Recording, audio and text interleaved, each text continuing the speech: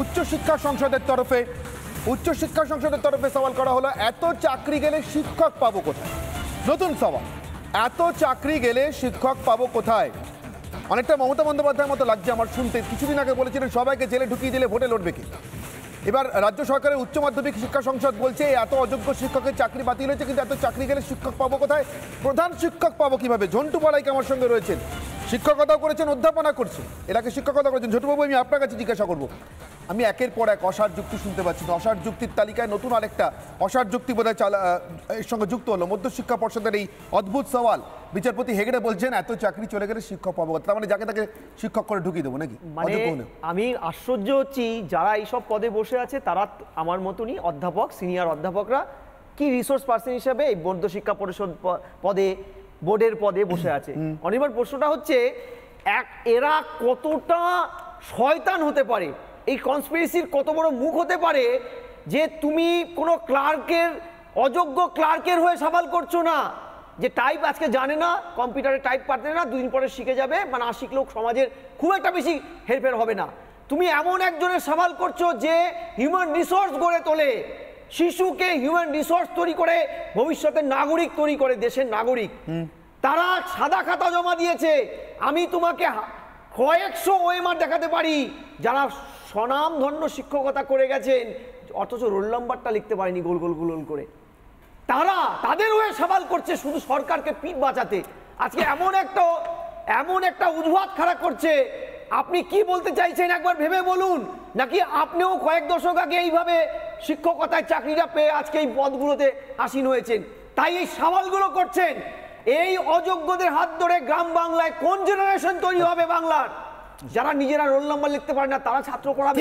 এই আশঙ্কাটা কিন্তু দীপ্তাশ্রী বাবু একটু আগে 10 সেকেন্ড আমি নেব, 10 সেকেন্ড, খালি 10 সেকেন্ড নেব। আমি রাজার কাছে একটাই প্রশ্ন করব, রাজপুত্রের কাছে একটাই প্রশ্ন করব, যে এই যে শিক্ষক শিক্ষিকারা যারা নিজেদের রোল নাম্বারটা গোল পাকিয়ে ঠিক করে করতে পারেন না, তৃণমূলের একজন নেতা নেত্রীও কি সেই শিক্ষক শিক্ষিকাদের কাছে নিজেদের ছেলে মেয়েদের পড়তে পাঠাবে? একদম। তারা কি একজন তৃণমূলের নেতা নেত্রী এই স্কুলগুলোতে নিজেদের ছেলে মেয়েদের পড়তে পাঠাবেন, নাকি আমাদের ঘরের, আমাদের যে গ্রামের যে গরিব মানুষটা তার ঘরের ছেলেটাকে পাঠিয়ে দেবেন? দীপ্তাশ্রীবাবুর সঙ্গে থাকুন এই মুহূর্তে আইনজীবী প্রিয়াঙ্কা টিবরেওয়াল আমার সঙ্গে রয়েছেন। প্রিয়াঙ্কা টিবরেওয়াল, আপনার কাছে আমার খুব সোজা সাপটা প্রশ্ন। আমি একটা কদমতল দেখতে পাচ্ছি, ডায়ে বাঁয়ে কোথায়? একবার বলছেন সিবিআই খারাপ, একে আবার একে তদন্ত করতে দিচ্ছেন না কেন? আবার ওই সেই সিবিআই এর ডেটা থেকে ডেটা নিয়েই বলছেন 7,000 লোক 2 নম্বরই করে চাকরি পেয়েছে। সোজা কথায় একবার বলছেন গোটা ক্যাবিনেটটাকে বাঁচাতে হবে, সংসদীয় গণতন্ত্রের বিপদ, লিগ্যাল ডিপার্টমেন্ট চলে যাবে জেলে, ফিনান্স ডিপার্টমেন্ট চলে যাবে জেলে। আবার বলছেন এত শিক্ষক কোথায় পাবো? 17-18 হাজার শিক্ষকের পদ খালি হয়ে যাবে, প্রধান শিক্ষক পাবো কি করে, স্কুল চালাবো কি করে? রাজ্য সরকারের আইনজীবীরা কি প্রপারলি ব্রিফড নয়? কি বিষয়ে সওয়াল করতে হবে, কোন বিষয়ে জোর দিতে হবে? সুপ্রিম কোর্টে আজকে সওয়াল জবাবে বা আজকে শুনানি পড়বে, তারা কি ব্রিফ নয় বলে মনে হচ্ছে আপনার? একজন আইনজীবী হিসেবে কি মনে হচ্ছে বলুন তো প্রিয়াঙ্কা? দেখুন, এই স্টেট গভর্নমেন্ট আইনজীবীদেরকে, টিএমসি যারা আইনজীবী আছে বা রাজ্য আইনজীবী বলতে পারেন, তাদেরকে এরকম জায়গায় ফেলে দিয়েছে যেখানে তাদের কাছে এখন তথ্য দিয়ে কথা বলার মতন কিছুই নেই। তো সেই জন্য উল্টা পাল্টা যাই হোক সব কথা বলছে, একেবার বলছে সুপ্রিম কোর্টে গিয়ে যে আমাদের অন্য সময়, সেটা অনেক মামলায়, শুধু ওই চাকরির মামলায় না, সন্দেশখালী মামলাও আপনারা দেখেছেন। তো পরিষ্কার আছে আইনজীবীরা বলবে কি, এখানে এত গোলমাল করেছে এই সরকার, প্রত্যেকটি ডিপার্টমেন্টে চুরি, প্রত্যেকটি ডিপার্টমেন্টে কারাপশন। দেখুন, আমরা তো একদম সরাসরি নিয়ে বলেছিলাম যে তারা যোগ্য চাকরি প্রার্থী আছে, যাদের চাকরি চলে যাচ্ছে, আমরা কিন্তু তাদের সঙ্গে দাঁড়িয়ে আছি, তাদের সহযোগিতা যা লাগে, লিগেল সহযোগিতাও যদি দিতে হয়, বিজেপি বলেছে যে আমরা দাঁড়িয়ে দিব, ঠিক আছে। কিন্তু আজকে তৃণমূলের জন্য তো তাদের চাকরি গিয়েছে, এই তৃণমূলের চুরির জন্য গিয়েছে। আর কেউ বিশ্বাস করবে এই কথাকে যে মমতা ব্যানার্জি কিছুই জানতো না? প্রত্যেকটি ডিপার্টমেন্টে চুরি হচ্ছে, কিন্তু মুখ্যমন্ত্রী জানেন না। যদি মুখ্যমন্ত্রী কিছুই জানেন না, তাহলে ওনার মুখ্যমন্ত্রী হওয়ার মতন যোগ্যতা নেই। একেবারে আপাতত আপনাকে ধন্যবাদ প্রিয়াঙ্কা। আমরা কথা বলছিলাম প্রিয়াঙ্কা টিবরেওয়ালের সঙ্গে। যেভাবে সুপ্রিম কোর্টে সওয়াল জবাব পর্ব এগিয়েছে, তাতে রাজ্য সরকারের আইনজীবীদেরও সত্যি বোধহয় কিছু করবার ছিল না, কারণ সরকার এমন অবস্থায় নিজেকে এনে ফেলেছে যে তাদের জন্য কি সওয়াল করবেন আইনজীবীরাও বোধহয় হাত ধরে বেড়াচ্ছেন এই মুহূর্তে। সেই অসহায়তা প্রতি ছত্রে প্রতি মুহূর্তে সুপ্রিম কোর্টে প্রমাণিত হচ্ছে। এই মুহূর্তে আপনাদেরকে যে খবর জানাবো, প্রায় 7,000 চাকরি প্রাপক অবৈধ ইতিমধ্যে সুপ্রিম কোর্টে জানিয়েছে এসএসসি, যদিও তার একমাত্র সেই সেই তথ্যের একমাত্র সূত্র সিবিআই তদন্ত, এবং এর পরবর্তী সময় সেই সিবিআই তদন্তই আটকাতে চায় রাজ্য। তার জন্য কোর্টে আজকে আরেক প্রশ্ন সওয়াল করেছে, দেশের সর্বোচ্চ আদালতে এক প্রশ্ন সওয়াল করেছেন রাজ্য সরকারের আইনজীবীরা।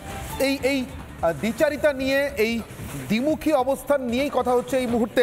তবে তার আগে দ্বিমুখী অবস্থান শুধুমাত্র রাজ্য সরকারের আইনজীবীদের যে নয়, রাজ্যের সরকারের প্রধান মাথা যিনি, রাজ্যের মুখ্যমন্ত্রী মমতা বন্দ্যোপাধ্যায়, নির্বাচনের আগে আর নির্বাচনের পরে তার চাকরি প্রাপকদের নিয়ে, চাকরি দেওয়া নিয়ে, চাকরি পাওয়া নিয়ে কথা কেমন বদলে যায় একবার আপনাদের শুনিয়ে রাখি। আপাতত আদালতে সুপ্রিম কোর্টে এসএসসি মামলার যে শুনানি চলছিল মধ্যাহ্নভোজের বিরতির জন্য, লাঞ্চের জন্য আপাতত মধ্যাহ্নভোজের বিরতির জন্য শুনানি আপাতত স্থগিত হলো। আবার মধ্যাহ্নভোজের পর, বিরতির পর আবার শুনানি শুরু হবে। মাঝখানে এই মুহূর্তে শোনাই মুখ্যমন্ত্রীর অবস্থান নির্বাচনের আগে আর পরে কিভাবে বদলায়। ডবল ডবল চাকরি হবে, ডবল ডবল শিক্ষা হবে, ডবল ডবল কাজ হবে। আর স্মল স্কেল ইন্ডাস্ট্রিতে 1.5 কোটি ছেলে মেয়ের কাজ করে দেবো, বাইরে যাওয়ার কোনো প্রয়োজন নেই। এক একটা জিনিস আছে গ্রামগঞ্জে, অনেক জায়গায় এখনো পড়ে আছে, যা দিয়ে আপনার ব্যবসা হতে পারে। বাচ্চাদের জন্য তুলোর পিলো ইউজ করে, মানে বালিশ। এই কাশফুল দিয়ে কত ভালো হতে পারে। 1000 টাকা জোগাড় করে একটা কেটলি কিনুন আর কয়েকটা মাটির ভাঁড় নিন, সাথে কিছু বিস্কুট নিন, আস্তে আস্তে বাড়বে। প্রথম দিন আপনি বিস্কুট নিলেন প্রথম সপ্তাহে, তারপরে সপ্তাহে মাকে বললেন মা একটু ঘুগনি তৈরি করে দাও, তারপরে সপ্তাহে একটু তেলে ভাজা করলেন। একটা টুল আর একটা টেবিল নিয়ে বসলেন। এই তো পুজো আসছে সামনে, দেখবেন লোককে দিয়ে কুলোতে পারবেন না। দেশে বেকারের সংখ্যা হু করে বাড়ছে, আর আমার হাতে 10 লক্ষ চাকরি রেডি হয়ে পড়ে আছে রাজ্য সরকারে। শুধু করতে পারছি না এই বিজেপির জন্য।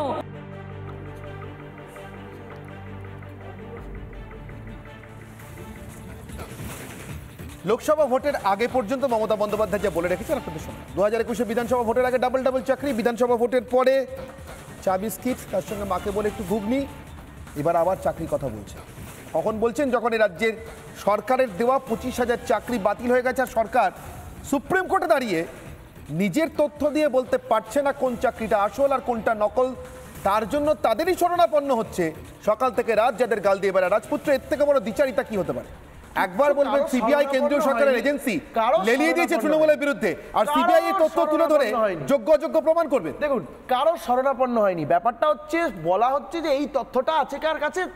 রাজ্য সরকারের আইনজীবীরা বলেছেন যে সিবিআই এর কাছে আছে। মানে যদি অপদার্থ রাজ্য সরকারের কাছে নেই, এজেন্সি থেকে থাকে, অপদার্থ রাজ্য সরকারের কাছে নেই, সিবিআই এর কাছ থেকে নিয়ে নিন। এর মধ্যে বলছি এই তথ্য না থাকার জন্য রাজ্য সরকারকে অপদার্থ বলবো, অদক্ষ বলবো, না অসৎ বলবো? অনির্বাণ দা, কোনটা? তিনটে option. It is Anirban da, it is not over till it's over. না না, অপদার্থ, অদক্ষ, অসৎ কোনটা? Not over till it's till it's over. অপদার্থ, অদক্ষ, অসৎ, আপনার কোনটা মনে হয়? উত্তরটা বোধহয় জাস্টিস পাদ্রিওয়ালা দিয়ে দিয়েছেন। তিনি পুরো মামলা শুনতে শুনতে এবং রাজ্য সরকারের আইনজীবীদের সওয়াল শুনতে শুনতে স্বগতোক্তি করে ফেলেছেন। This is shocking. যে মানে দেখুন, আজকে এরা এতদিন ধরে বলে গেল সিবিআই নাকি লেলিয়ে দেওয়া হয়েছে, সিবিআইকে নাকি গণতন্ত্র ধ্বংস করতে কাজে লাগানো হয়েছে, সিবিআই দিয়ে নাকি হ্যারাস করা হচ্ছে। অথচ আজকে গিয়ে সুপ্রিম কোর্টে কি বলছে?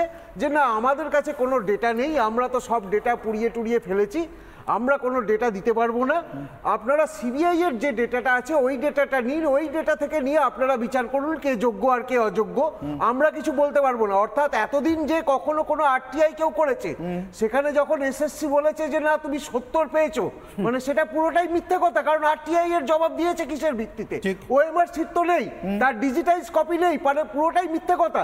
আর সেই রাজ্য সরকারের আইনজীবী গিয়ে সুপ্রিম কোর্টে বলছেন যে এটা দেশের গণতান্ত্রিক সাংবিধানিক কাঠামোকে নষ্ট করছে। কিভাবে? এই আরটিআই এর তিনি ভুল উত্তর দিচ্ছেন, সেটাই তো গণতান্ত্রিক সাংবিধানিক কাঠামোর বিপরীতে যাচ্ছে। এর থেকে বেশি কি ক্ষতিকর হতে পারে?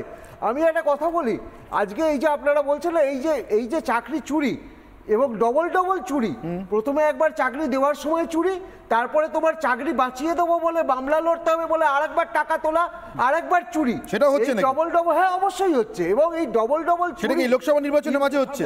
একদম। এক মিনিট বাবু, শুনে দিচ্ছি।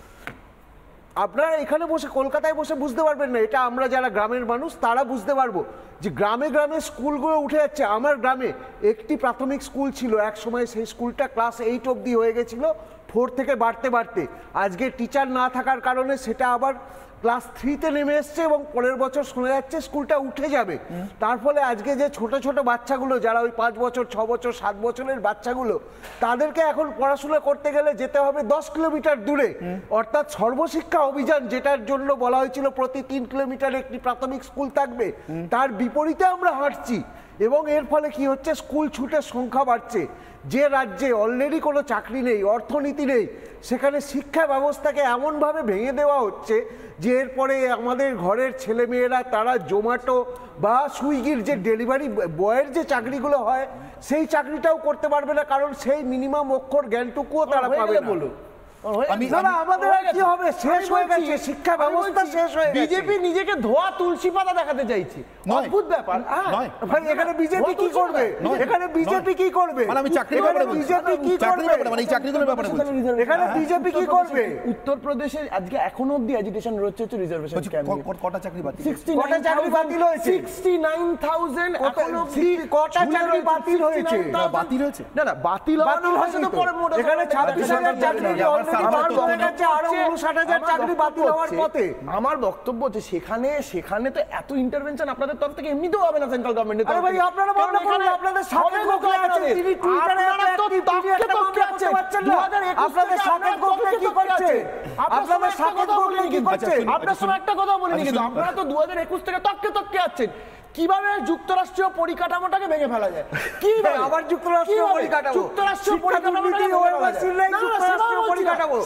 খুব ইন্টারেস্টিং, খুব ইন্টারেস্টিং। জাস্ট এক সেকেন্ডে, কিন্তু আমি আরেকটা খবর বলি। কি মুশকিল, আমার 10টা সেকেন্ড। আচ্ছা 10টা সেকেন্ড।